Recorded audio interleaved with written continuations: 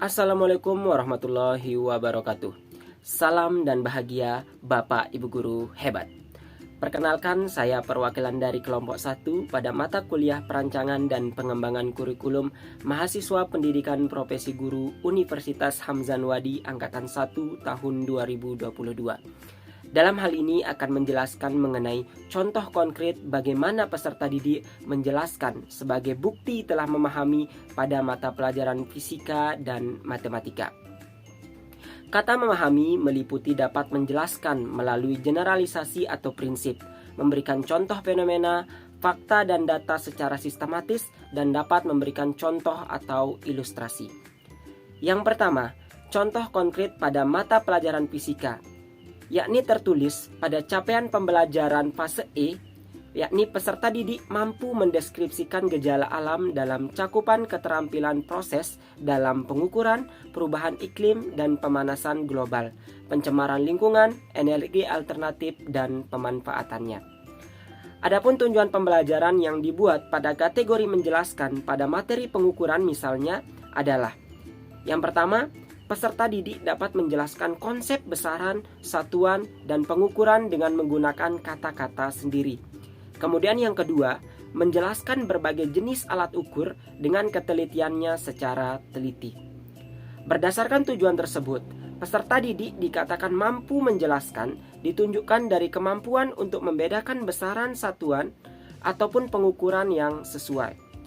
Contoh konkret menjelaskan sebagai bukti peserta didik memahami untuk tujuan yang pertama diukur dari peserta didik mampu membedakan antara besaran dan satuan, seperti besaran panjang dengan satuan meter, besaran massa dengan satuan kilogram, besaran gaya dengan satuan newton, dan yang lain-lain. Kemudian contoh konkret untuk tujuan yang kedua dapat ditunjukkan dari peserta didik mampu membedakan penggunaan alat ukur panjang yang tepat, seperti penggaris dengan ketelitian 0,1 cm, kemudian jangka sorong dengan ketelitian 0,01 cm lebih teliti dibandingkan penggaris, dan mikrometer skrup yang memiliki ketelitian 0,01 mm lebih teliti dibandingkan kedua alat ukur panjang yang tersebut. Sedangkan contoh konkret pada mata pelajaran matematika adalah sebagai berikut. Capaian pembelajaran di akhir fase E tertulis peserta didik dapat menyelesaikan masalah yang berkaitan dengan sistem persamaan linear 3 variabel dan sistem pertidaksamaan linear 2 variabel. Mereka dapat menyelesaikan masalah yang berkaitan dengan persamaan dan fungsi kuadrat termasuk akar imajiner dan persamaan eksponensial berbasis sama dan fungsi eksponensial.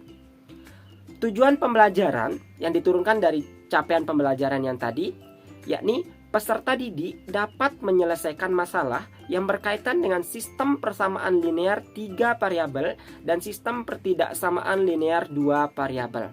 Peserta didik dikatakan telah memahami materi sistem persamaan linear 3 variabel dan sistem persamaan linear 2 variabel jika yang pertama, peserta didik mampu menjelaskan pemodelan masalah matematika sehari-hari terkait harga suatu barang, mencari keuntungan penjualan, sampai menentukan ukuran suatu benda. Kemudian yang kedua, peserta didik mampu menjelaskan tentang variabel, koefisien, konstanta, dan suku dalam sistem persamaan linear 3 variabel dan sistem pertidaksamaan linear 2 variabel. Yang terakhir, peserta didik mampu memilih metode eliminasi ataupun substitusi untuk menyelesaikan masalah sistem persamaan linear 3 variabel dan sistem pertidaksamaan linear 2 variabel. Baik, itulah tadi penjelasan dari kelompok kami. Semoga bermanfaat buat kita semua. Wabillahi taufiq wal hidayah. Wassalamualaikum warahmatullahi wabarakatuh.